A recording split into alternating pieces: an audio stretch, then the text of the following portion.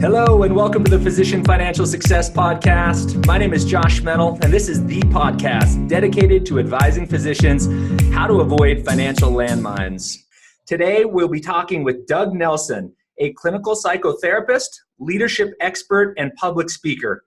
I had the great pleasure to hear Doug address the Utah Medical Association's Young Professional Group a few months ago and found his message to be so profound that I wanted to share it with our listeners. Today's podcast is going to be a little different than normal. Instead of focusing on financial success, we're going to talk about personal success and specifically the topic of physician burnout. So Doug, with that, I am excited to chat with you today. How are you doing this morning? Hey, I'm doing great, Josh. It's so good to be here with you. See you again. Likewise, my friend. And as I mentioned previously, I really was moved by your presentation, and I came up to you afterwards and said, you know, doctors aren't the only ones who suffer from burnout. You know, a lot of what you were saying was striking a chord in me internally. And absolutely. And so I felt if it was helping me, it would help our listeners. And I wanted to bring your message to our listeners that are usually tuned in for financial success. But I guess it doesn't matter if you're financially successfully and personally miserable, right? That's a good point, right? I mean, that's a good point because very often we lose sight of that. Right. Well, I'm glad to take the left fork in the road today and have a totally different conversation. So let's just start with, tell our listeners just a little bit about your background, how you got started down the path with working physicians and on this topic of physician burnout. Yeah, you know, I mean, it goes way back. I've been doing this for a little over 20 years. And, you know, it's a fascinating world. By education, I'm a psychotherapist. And I've also started then with the physician coaching. And, you know, I think at a time where I really became interested in it because the opposite of burnout really is engagement at work and in life, with family, with health, and with spirituality and all those kinds of things. And I was running a company, and I was experiencing that myself. And I remember working with my first physician that came in back in the 90s. And that's when things began to change a little bit for me because I was going through the journey myself, running and building this company, employee assistance and wellness company. And I was also now seeing folks in private practice and started coaching. And at that point, I decided, you know what, something's got to change here. Something's got to give because the path that I'm on is not good. And very often when we get into burnout, we don't get out of it alone. And so I was able to get some help and then start to establish and started working with docs and helping them. I had friends who were docs. I started talking to them and really starting to understand that it's a different world, docs, and understanding that, you know, if you look at statistically speaking, back in 2013, 40% would say that they were entering into the realm of burnout. Well, fast forward 5 years, 2017, the same study showed that over 50% were now saying I'm actively in burnout. Wow. That's quite alarming. I was at a conference, is a kind of a business and entrepreneurial conference in Arizona a couple months ago. Yeah. And one of the attendees is the lead trauma doc and I'm not going to remember the name of the hospital, but I believe it's the largest hospital in Chicago. Okay. So do you think they see some trauma? They see some trauma. I would imagine there's a little trauma going on in Chi-Town. Little trauma in Chi-Town. And she was telling a story. She was giving a 10-minute presentation. And she was telling the story of having this presentation that she was giving to this group do. And in her day, she walked us through her day. You know, she came in at 6 o'clock in the morning. There had been someone who had lost their life on the table by noon. There were several other very serious near-death, off to the emergency surgery type situations by the end of her shift. And then at the end of her shift, she had to be mom, and then she had to write her speech, and she had to get on an airplane to come join this group. And I'm just thinking, wowzers. Like, how do you shift gears? And so what you just said was, and maybe this is all we need to say. We could probably just close this thing down right here. You said the opposite of burnout equals engagement. Yeah. And I'm thinking to myself of this story of this doc And how does she come home and engage with her 2 children and then leave there and re-engage in the writing of this speech she's going to give, fly overnight and give the speech? Like, man, you could just get numb, right? And just kind of push away. Kind of almost like a post-traumatic type of a job that, you know, very much like the first responders. And clearly the trauma docs and the ER, that is a high level, they've really got to watch themselves. The burnout areas, there's different areas of medical profession that have different levels, but that is a high level burnout. And how do you shift the gears? And I think, you know, that's a great question, because I think all of us face that. How do I then shift the gears? Because oftentimes, particularly with docs, when you see overlapping roles that you feel are core congruent, are important to you, when you see these roles that are conflicting with each other, for instance, I've got a job, I've got to go perform, but I'm also a mom, and I've got to go home.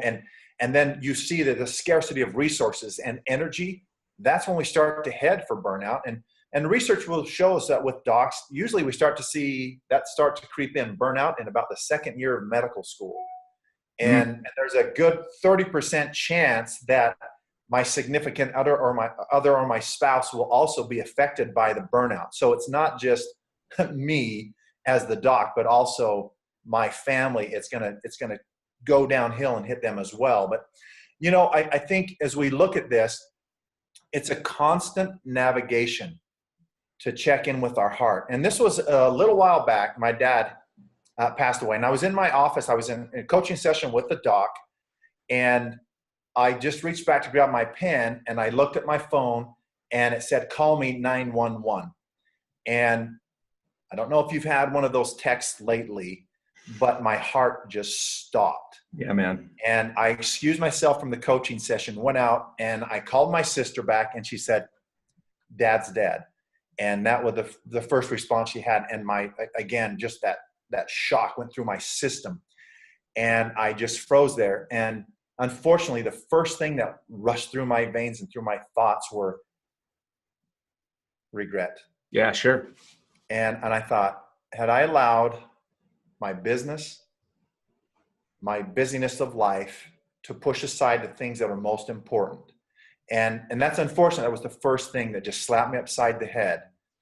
And the crazy thing is this podcast and what I do as a burnout coach for physicians, right?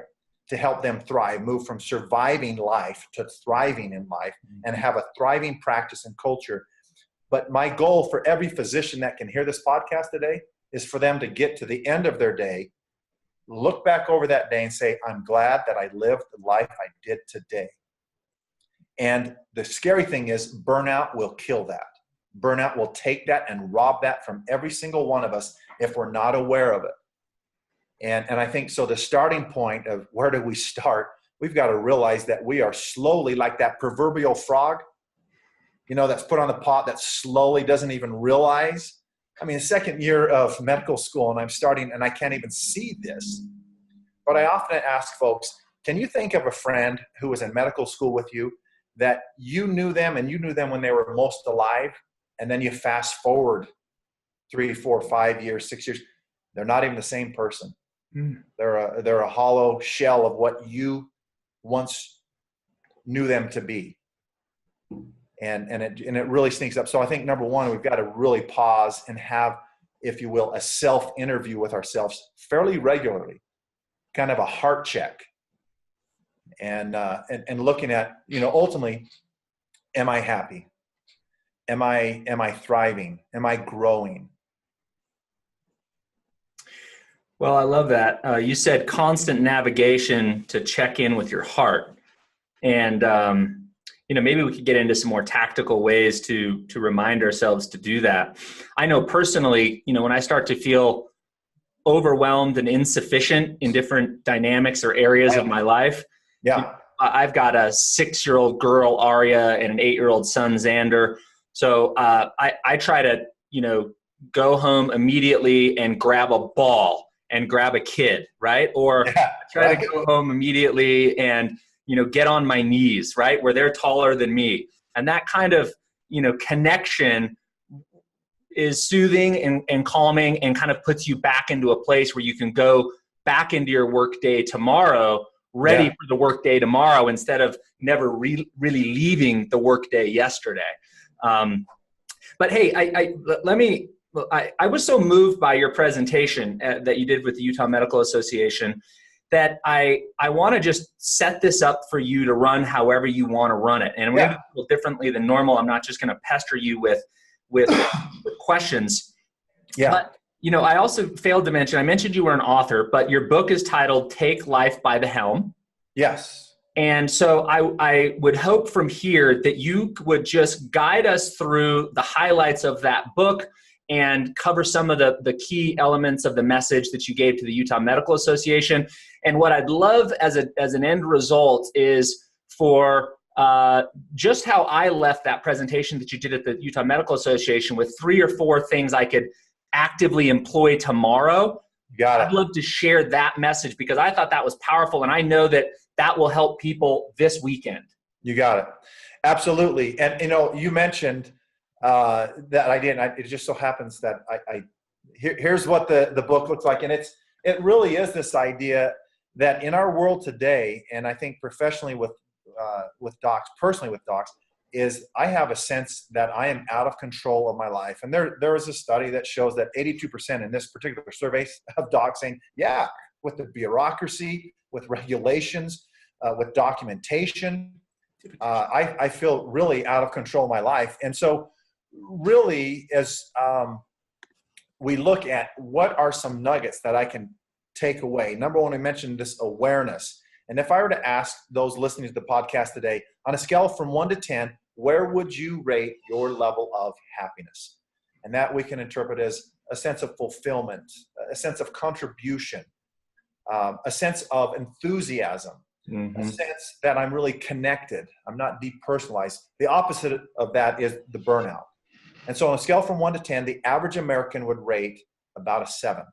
Okay. Now, if you look at somebody who's been through a traumatic event that's left them, say, paralyzed or something, obviously they're going to bottom out for 6 to 9 months, but usually they'll come right back and settle in about a 6.5. The average lotto winner, on the other hand, is going to spike as high as you can go, but then they'll come in and settle about a 7.5. So one of the first questions really is to assess, where am I at? What is my level of fulfillment in my life? Because we see it's easy to allow the cynicism to creep in. There are 2 types of docs. There's one doc that brightens the room when he or she walks into it, and then there's the other doc that brightens it when they leave. Man, haven't we seen both of those? That is so very true. That is so true. Well, and you look at that, 50% of docs too would say that I wouldn't go back into this field. And yet there's another 50% of the docs who are doing something different, that they are alive, they are engaged, and they're nailing it. And that's really what I focus on, is helping folks get to that place where they're saying, I am resilient and I'm bouncing back, where I'm not stuck. And these are indicators, stuck in the cynicism, where I've lost enthusiasm. Nothing really excites me. My hobbies, my self-care, it's not there. I have no sense of contribution. And I really kind of feel isolated and overwhelmed at the end of the day, running back and forth. But I think when you talk to a doc, they're some of the most passionate, creative, and caring people on the planet. They went into this field to make a difference. And then they run up against all these barriers to doing that very thing. And so another question that I love to ask docs is, who are you becoming? Right as of this moment, who are you becoming as a person? To your kids, like you just mentioned, to your patients, to your staff that you work with, to your family, to your wife, to yourself.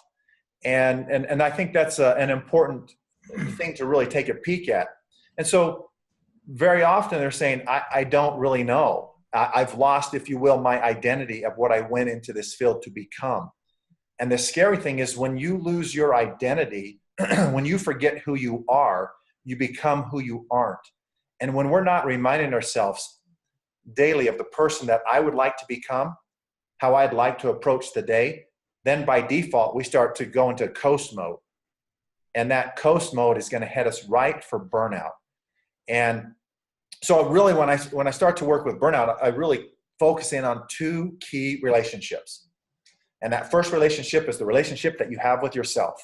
Mm-hmm. And that idea of the importance of, and I'm just going to title it resiliency.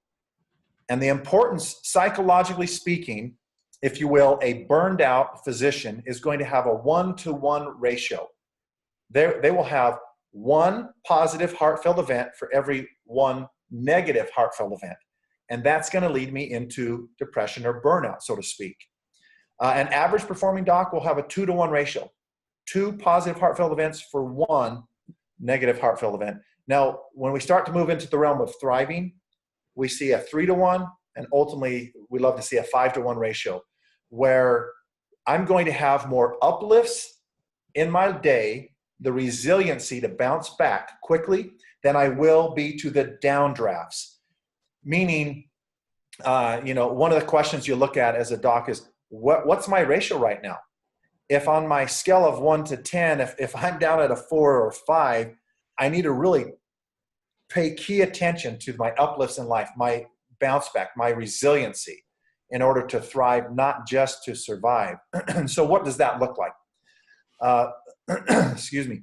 A resilient idea can be something as simple as enjoying a sunrise. And I don't have to take an hour to do that. That can be literally pausing as I'm going out to my car. This morning, as I was coming into the office, I paused, I look at the beautiful sun coming up, how it was illuminating the sky, and just took a mental picture and went, it's beautiful, absolutely beautiful. And it filled my soul.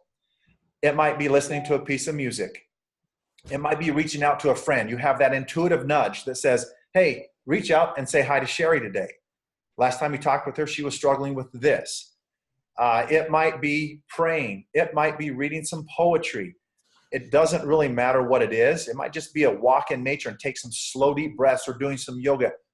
Find your uplifts. What are 5 key uplifts that will help you in your life that you can formally put in, but also informally along the way, putting a smile on the checker at Walmart's face. But whatever that is to find the uplifts. And so that relationship with yourself is really critical. And I think another piece is that the renewal time. When it comes to myself, I need to look at my thinking and my thoughts. That's number one, the resilient uplifts. And if I've experienced a heartfelt negative event, that tells me that I need to go on a hunt to find at least 3 to 5 uplifts. Make a list of what brings fulfillment in your life.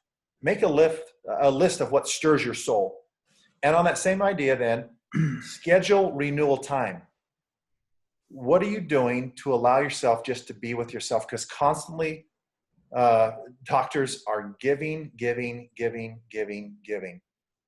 And if you don't make yourself a priority, it's going to catch up to you.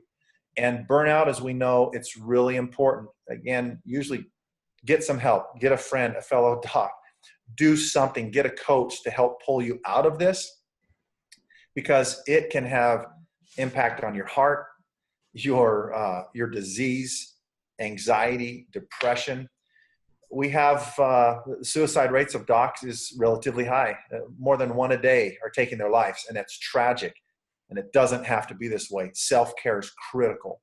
Schedule you into your life. Schedule your renewal time and hold true to that renewal time. If I can just interject there, I think, and I have found myself at times, especially in times of overwhelm, feeling guilty about doing me time. Yeah. There's only 100% of me and my energy and my ability, but the world at this moment, or at least in order for me to feel like I'm doing a good job, I would need 125%. So in that moment where I'm coming up 25% short, you want me to go take a walk, right? So you really kind of have to handle this mental thing. You really have to handle that mental hurdle where you have to give yourself permission and say, look, the only way to make yourself 125%, which is what the world is asking of you right now. Oh yeah. Is for you to bring yourself up 25%. Like you got to bring up your energy and your game and every interaction 25%. And the only way to do that is to invest in yourself. So you almost have to change the way you look at that and say, no, this isn't Josh being selfish and needing to, go waste time. That's this right. is really recharge time to get myself to a place where I can give 125% or a little more. We only need a couple more positive interactions or a couple more correct decisions each day to live a drastically different life. And if you don't do what you're saying, you're just missing it by a couple degrees, right? But Exactly. Those couple degrees add up. That's right. And I'll just say one more. Can I say one more thing on that? Absolutely. So one thing that has worked well for me on that is I try to stack those. So you talk about the uplifts. Yeah. So for me, I'll give you 3 examples. A hike, listening to a podcast, and with my wife. So, that's just 3 of many. But what I found is if I take a hike and my wife and I decide to listen to the same podcast on the hike, and my wife goes with me, then I nail 3 of those in an hour or 2 hours because I got an hour up on the podcast, an hour of conversation back, and I got my fitness in. So if you can stack them, if you can make that list of what gives you your uplifts, and you can try and stack them in the same period of time, you can get really efficient that way. So I'll turn it back over to you. I just wanted to add that in. Absolutely. And Josh, and not only are you a brilliant financial person, the person of choice when it comes to financial, getting the mortgage and whatnot and loans, but you also are brilliant. I love the stacking idea. Oh, thank you. And I think along with that, it's really important to understand that that is more of a formal, but also take advantage of the informal, telling a joke to somebody in the office, taking the time just to sit down and breathe, literally for 30 seconds and slow down. Take advantage to hear a song you like. There's the formal, schedule yourself into your schedule. Then be aware of the informal. Be the person that you have always been and not allowing burnout to take and rob you of that personality that you once were. Critical. Doug, I think we should send our clients whoopee cushions. Right? Like, hey, that's right. We just need to laugh more, and I'm sending you a couple of whoopee cushions. Fill them up and put them around the hospital, right? We do need to laugh more. And you mentioned another thing though that's really important in relationship to taking care of myself, and that is learning. It's critical because either we're green and we're growing, we're learning, or we're ripe and we're rotting. And that's not just educationally, but also in humor, also in life daily, our relationships. It's really critical to keep. The only sign of life is growth. No doubt. Stop and we get stuck. We stop growing and we're not laughing. You look at this. A study will show that the average child will laugh out loud, positive expressions of exuberance, 200 to 300 times. What is the average adult? Wow, 10 to 15, and usually that's in cynicism. We need to laugh more. You are absolutely right. That is an uplift. When we can find the humor, allow your personality to shine through. Do not allow burnout to kill that beauty that's within you, right? That awe, that wonder, that ability to be vulnerable and real and authentic and connected to our work. It's critical. We want to help as docs to help save other people. We've got to help ourselves first. You can't lift another person to a place that you're not. You'll be so much more effective being alive. Research shows that doctors who are put in a positive mood, who are going to laugh, and that helps recalibrate the brain. A happy brain, a happy doctor will outperform other doctors. They'll be 3 times, this research shows, 3 times more intelligent and creative than those who were in a neutral state. But can you imagine a doc in a depressed state? Yeah, depression's never been a good motivator. It doesn't help us. And they were more accurate, 19% faster and more accurate in their diagnosis. Powerful idea. I totally believe that. I've gotten myself in situations where we run into a challenge on a mortgage loan for a client, and for the life of me, with all the pressure on you at that moment, I can't figure it out and I can't make the right decision. And then I go, I'm not going to solve this today. I'm putting it aside. I'm going to go get a run tomorrow morning at sunrise. And by the time I come into the office and I look at it again and I go, oh my gosh, man, this is like the easiest. This is so, anybody would have been able to see this solution, but in my space at the moment, I was unable, didn't have the intelligence to overcome it. So I have been in the stat that you just described. And that's research-based. We've got decades now proving this, that in all walks of life, a happy brain, we just perform better. We've got to make that an important part of our world. So number one, we've talked about taking care of yourself, and I give you the invitation, the challenge, a 30-day challenge to apply these things. Take your uplifts. Number two, schedule yourself into your schedule. Make that a priority. Number two, connection with others. This is another huge secret. When I can no longer empathize with others, it's time for me to recalibrate because I'm headed for disaster. When I'm not connecting with my patients, now I'm not talking about overdoing it, but when I'm not present and my mind is always somewhere else and I always feel like I'm running behind, where I can't be with my patients or my staff or my family, when I go home and my mind just continues to race, we got to slow it down. And that's, again, that self-care. But can I be there? And this is called 3 L's and a T.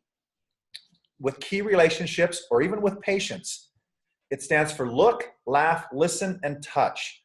The best doctors know this. 3 L's and a T. Look, laugh, listen, and touch. They're going to take the time to be fully present with that other person. That other person will feel this presence. And you want to see doctors who thrive, they connect with their patients. They connect with staff. They enjoy and look forward to. Now, I'm saying there's always a challenge to any job. But I'll tell you what, those docs who are thriving, they get this. They're going to be present and look that person in the eye. They'll smile with them. They'll laugh with them, and they're going to listen to them. And it creates a completely different experience. So you think about in your personal life as a doc, what key relationships do I need right now to go out and look, laugh, listen, and touch? Be there present with them. And you will notice immediately, you'll feel it in your gut. There'll be a sense of connection. We are neurologically, it's not a choice, we are neurologically wired to connect with other people. That is a huge indicator. If I am not connecting with others, I'm disconnecting from myself, I'm heading for burnout. It's just not an option. I will numb out. I will find substances. I'll go into anxiety. I'll do whatever it is because I'm starting to, if you will, die inside. And years before a tree dies inside, before it shows on the outside, same can hold true for us. And sometimes it's a little late for us to wake up. So number two, make sure that you are also scheduling key relationships into your life. Get those key people. And what I mean with your self-renewal and also with your key relationships, get it on your calendar. Don't leave it to chance. If you don't schedule those and hold those boundaries as best you can, again, so you can get to the end of your day, look back over that day and say, I am glad that I lived the life I did today. Yeah, go ahead, Josh. You're speaking gospel to me right now. So I just want to park here and go a little deeper. So the two things that I wrote down was schedule your self-time. Yes. Right? Those uplifting, you mentioned a sunrise, a sunset, a laugh, a whoopee cushion, a flower. Yes. All those things are in spontaneous uplifts. Sunrise, sunset. Yes. Okay. But also schedule the self-time uplifts that we know these are the staples that are going to recharge us. Yes. And then schedule the key relationships that we need to have connection on into our schedule. So I'm someone that would commit suicide if I didn't have my Outlook calendar. Like I cannot function without it. Maybe I could figure something up, but I have a hard time figuring out how. That's a little extreme, but okay. Yeah. I'm close. So walk us through what it looks like or what you would recommend it looks like to schedule self-time. I mean, I know this sounds basic, but literally, let's get granular. Like, how does one take that next step to schedule self-time and to schedule key relationship time? And what might that look like? Okay, excellent question. Because if I leave it to chance, it's not going to happen. My intentions are good. You know, they say the road to hell is paved with good intentions, but then again, so is the road to heaven, right? We've got to work with that desire and continue to be on that growth. Be easy on ourselves. But the idea is to take, and what I'd recommend is either the night before or that morning, connect with your core. Connect with that sense of awe, that wonder. If it's with God, you know, that's spirituality. Keep that spirituality alive in your life, but take the time to really connect with your heart and kind of do that self-assessment that we're talking about, right? That 1 to 10, how are things going? Mm-hmm. And like I mentioned in the evening, be able to look back over your day. This is one of the simplest, quick, immediately applied tools we can have. Are you glad you lived the life you did today? Yes or no? And if more often than not the answer is no, then I need to pause and say, what's one small micro step I can take today to bring my heart to life? So that I live, and I know this might sound a little bit crazy, but I live in a place of love. Doctors went into this field to love and to heal. And yet burnout will, like we mentioned before, rob that from them. Mm-hmm. So self-love in this sense is being able to pause and look at my life. And I would say every morning, ideally, that's exactly where we want to be. To pause and look at the key roles in my life and evaluate and plan them into my life. Take that morning time. I'd recommend a little bit of meditation, mm-hmm. prayer, whatnot that helps. And then from that place, establish clarity.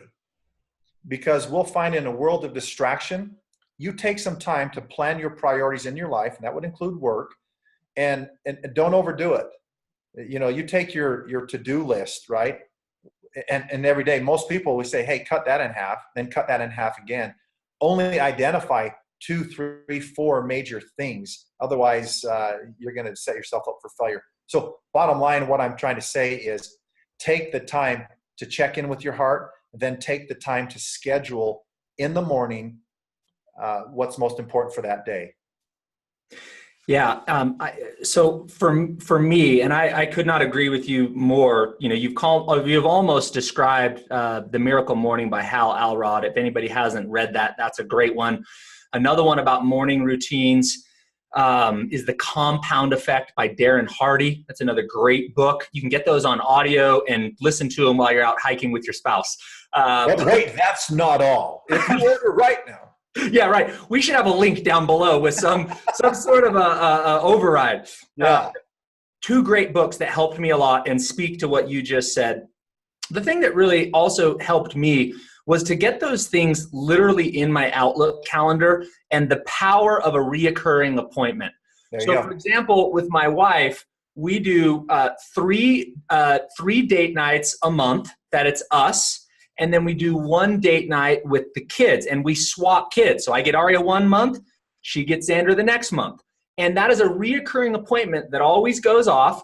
And 3 days before that appointment, there's a reminder that goes off to me and my wife to check in and say, okay, this is your weekend with Aria. What are you going to do? I don't know. Let's go see if there's a cool musical in town. There you go. And we start like researching stuff. And then what we try to do is we try to outdo each other, because if one parent comes up with something cooler than the other parent, then your kid wants to leave to go with mom. I get the trophy. No. Yeah, I got to do something cool. But if we wouldn't have put it in the calendar as a reminder and made a commitment to it, we would have forgot about it. It would have just been a good idea. You know what I mean? Yes. The other thing that has helped me a ton in terms of scheduling, in terms of exercise stuff, is classes. You know, if you go to group classes where you have a time you have to be there and you have accountability and there's a group that's going to be there, or even a group mountain bike ride, a group anything. There you go. But what happens is when you get overwhelmed and you get into burnout, all of a sudden, sometimes going on that hike doesn't sound as fun because you're just over your head. But if I'm supposed to meet Doug and Colin and we're going hiking, I'm not dogging you guys. I'm gonna show up, right? Yeah, that's right. So reoccurring appointments in your Outlook calendar that are shared and agreed upon with your significant other. There you go. And group activities have been something for me that even when I get in my feeling over my head, pull me back out and keep me on track. So I just wanted to give some real tangible examples to what you had said about scheduling yourself and your key relationships. You know, and even along that same line, the idea is if you buy, say, season tickets to plays or to the opera or whatever it is, Music in the Mountains or whatever that case might be, when you buy the season tickets, you've already prepaid for it. So it's a lot more painful to say, "Ooh, we're not going to go to that play tonight. We're just throwing money away." So yeah, another great idea to back up what you're saying there is saying, yeah, buy this, get a workout buddy, yep. Right? Something along that line that really, and again, so you're stacking, like you said, that I'm also getting the social, but I need to show up for myself, because the reality is, what comes first, action or motivation? And everyone says, well, clearly motivation. And guess what? That's not the case. It is action. Action comes first, and then the motivation will follow. Do I feel like exercising? Have I ever felt like exercising? Not really. Now, some people do, right? And I think we need to drug test them. But I never feel like exercising. It's, oh, my word, I've scheduled exercise. I'm not motivated to do it. And if I sit there and wait for the motivation, it's like when I had a paper route as a kid. If I waited to be motivated to get up early in the morning on a snowy day, it's never going to happen. But once I started folding the papers, once I started loading them up on the bike and started going, then the motivation will follow. So it's this idea, don't think about it. Just go do it and go make that happen. Don't think, just do. And then the action will bring the motivation. And typically the payoff then comes after I'm done. And I look back over and I say, wow, okay, that wasn't as bad as I thought. I feel better because I allowed my spirit, if you will, to conquer the body. And that's where we find that happiness is at, right? That's what gets us out of our comfort zone. There's no growth in our comfort zone, but getting out of that and understanding, take the action. Don't sit there and wait for it to be motivated. Take small incremental actions, schedule it like you said, make it happen. And just to your point, if you get your butt out of bed when it's cold and you don't want to, and you make yourself do it, and then you feel great afterwards and you have the endorphin release, aren't you ready to take on the day? Yeah, absolutely. Now you're ready to re-engage. And along that same line, I think it's real important. And I believe we lose our identity. We lose that sense inside of us, that intuitive self that is about potential. And it's replaced with cynicism. And that takes no effort. It's cowardice, right? To allow that ultimately. We're saying don't allow burnout to dictate who you are. Get connected to that core, that sense of yourself, and take the time to remind yourself of who you really are at your core. That this is your life and it's passing. What are you waiting for? Take the helm of that. And so one suggestion I would have for all of our listeners here today is to really take the time and say, who do I want to become in the next 30 days? And write that down. What characteristics do I want? What would I like to do in the next 30 days? In my relationships with my family, my office, with myself. Who do I want to become? How do I want to contribute and make my work environment or this world a better place? And really, in essence, what I'm asking a few questions there. I find that stress more comes from a lack of clarity. When we get the clarity, we know what's most important. We make better choices. I run my choices through that core, where I am core congruent.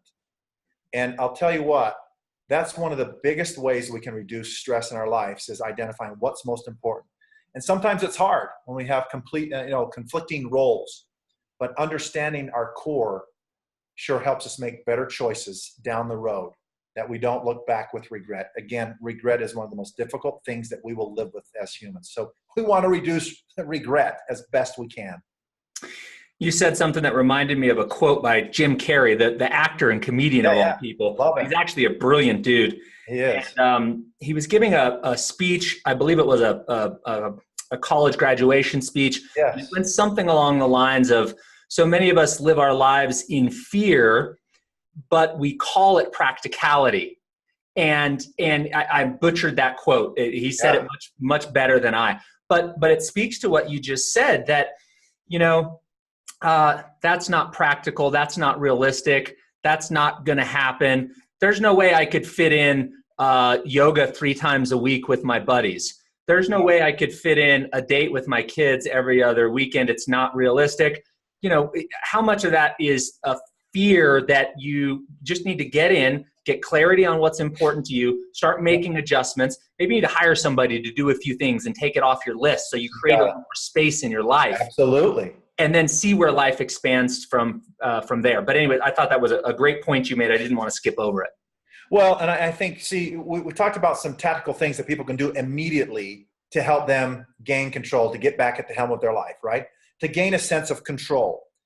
That's critical. To gain a sense of purpose, that I'm making a difference, right? And to gain a sense of connection with others. Mm-hmm. We're really hitting burnout right at its core. And I don't think we need research to tell us what that is. We know it intuitively, but we numb ourselves out and we disconnect from that. So to truly be alive, right? Why we're alive. One of the saddest things, there's a quote, I can't remember who said it, but what a tragedy to be dead while you're yet alive. Mm. And boy, isn't that burnout? And then we start to feel guilt and we start to feel shame. And versus being able to say, hey, you know what? A big key really is to be present in this moment. We find that anxiety, it resides in the future. And the majority of folks that I talk to, they're going to be spending 80, 90% of their life in the future with fear. They're having their amygdala, the flight responses going off. I'm in the future, and then I go to the past with depression, despair. And we really forget that in this moment, like Viktor Frankl, one of my heroes, had a conversation with him in 1997, kind of forever changed my life. But this idea that between stimulus and response is choice. Mm-hmm. And we need to be able to understand that it's choice in this moment. The next decision that I make is going to lead me to resilience and an uplift, or by default, to a downdraft. And the idea is we really want to be in this moment. If you are feeling out of control of your life right now, pause, breathe, get into some mindfulness ideas, get on the apps on your phone, slow down, so that again, that you're living your life. You feel fully alive. Now we're going to have our normal ebbs and flows in life. I'm not talking about perfection, but I'm saying life is way too short. And sometimes it slaps us upside the head, like with my dad. It was one of those recalibrations going, Doug, this stuff, you hypocrite. That relationship with dad is key. We want to savor life, and we want to become alive. And ultimately, one of the biggest driving forces, again, it is we want to make sure that we're infusing love into our lives. Every aspect that we possibly can. Because in the end, what else is there? Yeah, man. Well, if there was a message for us to end on, that might be it. Other than love, what else are we living for, right? Yeah. And we've covered a lot of really good stuff. We're over our time, which always tells me this is a great podcast when we blow past the time, and I'm just, could go another hour. But here's what I want to do. I'd like, if you would, to feel free to give us any closing thoughts here in a moment. I'd love you to give us a place where we can get your book, a place where people could connect with you if they want you to come speak to their group. I will tell our listeners that the presentation you gave at the Utah Medical Association was there wasn't a person in that room who didn't connect, doctor, non-doctor. There was powerful. So anybody who might want to have you come speak to their group, and anybody who might want to talk to you about coaching or read your publication. So first, any closing thoughts you want to leave with us as we part ways here? I think as far as the book is concerned, you can go to Amazon, you can go to iTunes. You can get the download. You can buy a hardback if you want, if you're more into that, or if you want the Audible, you can get that as well. One key thing I would say is keep learning. Keep learning. Every day, try to learn something new and share it with somebody within 24 hours. learn something new, and share it so you can keep it. And that's one key. Hey, if you'd like to read my book, I'd love you to read it. And also, if you're interested, I would, like you mentioned, this is what I do for a living. I speak to groups. It's my passion. It's what I love. It's what brings me to life. And it's important for me to be true to that. If I can help you with your group, I'd love to talk to you about that. Also, if you're interested in coaching, I do have packages, an initial free 20-minute coaching to start things off, see where you're at, help you identify, and then see if coaching is a fit for you. There's no pressure. That's a freebie that I throw out there to the entire group. My last parting shot is, Josh, number one, I love your passion. I love your energy. You're making a difference in this world. And you haven't allowed life or the financial terrain that we find ourselves in to kill that hope inside of you. And I want to say that same thing to the podcast listeners, to every person hearing this. Don't allow life to kill that inside of you. Keep that love, that hope, making a difference alive. Your contribution, life, again, as we mentioned, is so short. Enjoy, savor the moment. Bottom line is, I want you to get to the end of your day, and here's the indicator. Look back over that day. Take that self-assessment. Were you glad you lived the life you did today or not? What do I need to do different so I can continue to be alive and making a difference, to be a force for good in a world that often is so dark? We need heroes in our world where today we see that the cynicism and the sarcasm and whatnot, just pushing that aside. Again, don't allow life to kill that inside of you. Keep that hero alive, rescuing other people, in the process, rescuing yourself. Awesome. Well, this has been one of the most fun conversations I've had in a long time. I appreciate you sharing with our group. And my suspicion is this will be one of our most popular listened to podcasts. And I would like to just make sure we decide at some point in the future that we do this conversation 2.0. And you got it. Appreciate what you are doing for the world, my friend. Thank you for joining us today. All right. Thank you, Josh. Take care.